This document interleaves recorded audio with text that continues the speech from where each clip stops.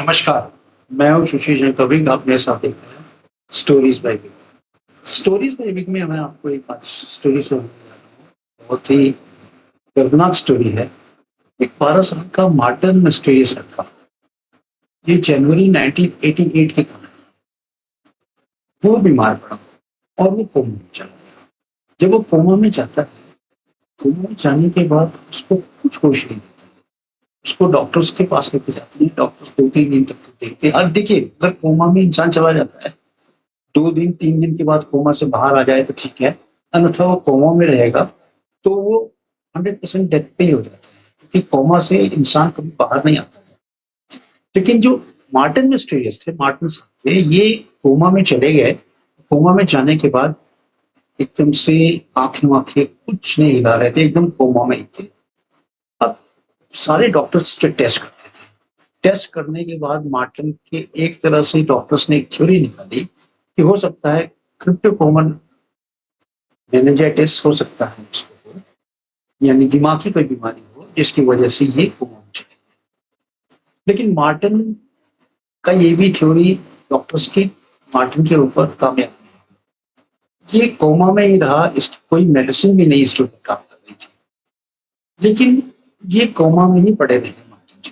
Martin साहब एकदम चुपचाप पड़े रहते थे और जब इनका परिवार था ये भी बहुत हताश हो चुका था, क्योंकि अब ये 5 इयर्स हो चुके थे। 5 साल से इसी में पड़ा हुआ था। मैं अभी 5 साल हुए थे, यानी कि अब वो 12 साल का हो चुका था, जबकि 25 साल का होने में भी उसको यानी 12 साल में के बाद वो 25 का। अब वो एकदम से कोमा में था। कोमा में जाने के बाद ना होश ना कुछ। डॉक्टर्स भी उनके घर वालों को, मार्टिन के घर वालों को बोला कि भाई आप इसको घर ले जाओ और इसकी अब देख रेख करो, क्योंकि अब ये कोमा से बाहर नहीं है। घर वाले भी उसको बेचारे को घर ले आते हैं और जैसा कि परिवार था, परिवार के अंदर अगर बच्चा रहता है तो वो बहुत ज्यादा डेवलप होता है और ये भी होता है कि बच्चा जो है ठीक हो सकता है। लेकिन यहाँ तो बच्चा जो था परिवार के साथ था, बहुत अच्छे परिवार में थे, लेकिन इसका कोई इफेक्ट नहीं हो रहा था उसके ऊपर। बच्चा जो था एकदम से घुल मिल रहा था लेकिन इफेक्ट नहीं हो रहा था, यानी कि बच्चा सोच रहा था, समझ रहा था क्या हो रहा है, लेकिन उसको कुछ समझ में नहीं आता।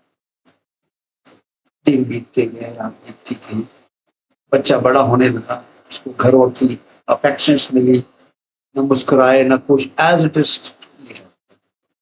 मार्टिन के घर वाले भी देख के बहुत परेशान होने लगे। उन्होंने, उसकी माँ ने एक दिन बोला कि इससे बढ़िया तो था कि मार्टिन को भगवान ऊपर बुला लेते, क्योंकि हमसे अभी तो मार्टिन का देखा नहीं जाता है। इतना कहना था कि मार्टिन भी, उसकी आंखों से आंसू आ गए, लेकिन वो आंसू गिरे लेकिन उसको कुछ पता नहीं चला। ये धीरे धीरे करते करते मार्टिन एक दिन जब 25 साल का हुआ, तो 25 साल का हुआ, धीरे धीरे उसकी उंगलियों में कुछ हरकतें आई। जैसे ही उसकी हरकत आए, लोगों ने देखा, मम्मी पापा ने देखा उसकी हरकत आई है, उसे फटाक से उठा के लेके गए कैंपस डॉक्टर हॉस्पिटल। जब हॉस्पिटल में लेके गए तो हॉस्पिटल वालों ने उसका ट्रीटमेंट चालू कर दिया और वो अब रिकवर हुए। अब रिकवर होने लगा। रिकवर होने के बाद जब वो मार्टिन बाहर आया रिकवरी से, उसने बोला कि मेरे को 2 साल के बाद ही होश आ गया था, यानी 2 साल के बाद ही मार्टिन को होश आ गया था। लेकिन मार्टिन ऐसी दुनिया में चला गया था जहां से वो ना हाथ हिला पाता था, ना पैर हिला पाता था, लेकिन कॉन्शियस माइंड में था। सब कुछ सुन सकता था, एहसास कर सकता था, लेकिन बोल नहीं सकता था। बड़ा कोशिश करता था लेकिन कर नहीं सकता। जब उसने ये सारी आपने चीज़ बताई, ये भी बताया उसने कि जब वो चला गया था उसको सब पता है कि 2 साल के बाद उसको होश आने के बाद क्या-क्या चीज़ हुई। घर में एक दिन माँ ने बोला कि ये इससे बढ़िया तो भगवान ही इसको ले जाते तो बढ़िया रहता। यहाँ तक ही उसने बोल दिया। लेकिन जब घर वाले ने सोचा कि ये बिल्कुल सही बोल रहा है, तो मार्टिन को एक तरह से बहुत प्यार देने लगे सब। जब भी पार्टी मार्टिन के साथ रहने लगे और मार्टिन को बोला कि आपके साथ हम हैं, और उसको हॉस्पिटल से डिस्चार्ज करा के घर लेके आए। मार्टिन अब धीरे-धीरे अपनी सारी ज़िंदगी व्यतीत कर रहा था। मार्टिन का सबसे पहले ये इच्छा थी कि मार्टिन जो है स्कूल में पढ़े जाके, क्योंकि स्कूल में जाके पढ़ना ही उसकी सबसे बड़ी इच्छा थी। मार्टिन स्कूल गए तो स्कूल में जाके पढ़ाई की। स्कूल में जब जाके पढ़ाई की, नंबर 1 उसकी पढ़ाई रही, व्हील चेयर पे जाते थे। व्हील चेयर क्योंकि पैर तो काम करते नहीं थे, हाथ भी काम करते थे, हल्के-हल्के हाथ काम करते थे, ब्रेन बिल्कुल काम नहीं करता था।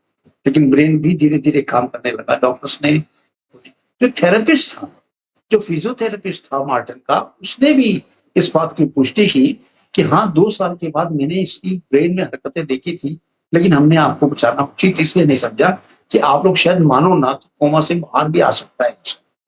इसलिए वो थेरेपिस्ट ने भी उनको नहीं बताया कि ऐसा कुछ हुआ था।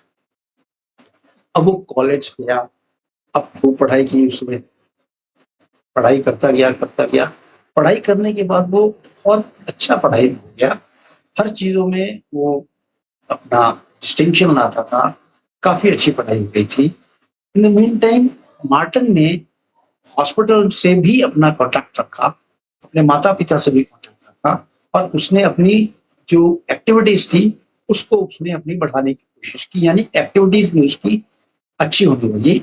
धीरे-धीरे वो रिकवर करने लगा, लेकिन अभी वो चलना नहीं पा रहा था, व्हीलचेयर पे ही चलता। मार्टिन को ये सारी चीज़ें बहुत ही अचंभव लग रही थी। मार्टिन बोल नहीं पाते थे, लेकिन उसकी माँ ने एक ऐसा सॉफ्टवेयर डेवलप करवाया, जिससे कि मार्टिन उस सॉफ्टवेयर के ज़रिए से अपनी इच्छाएँ कर सकता है, बोल सकता है। तो इस तरह से उसकी मम्मी ने भी हेल्प किया, उसके पापा ने भी हेल्प किया। मार्टिन अब समझ सकता था, बोल सकता था उस मशीन के, उस सॉफ्टवेयर के। अब उसकी ज़िंदगी व्यतीत होने लगी, ज़िंदगी अच्छी चलने लगी। कुछ दिनों के बाद वो कॉलेज में गया। कॉलेज में जाने के बाद उसने ये सोचा कि सबसे पहले मैं एक बुक लिखूँ और जो उसने बुक लिखी उसका नाम था बूस्ट बॉय। ये 2011 में उसने लिखी और 2011-2012 में उसने पब्लिश की। बूस्ट बॉय इतनी चली कि इस बुक की कॉपीराइट और इस बुक का जो लॉयल्टी थी, इससे इनका घर आबाद हो गया।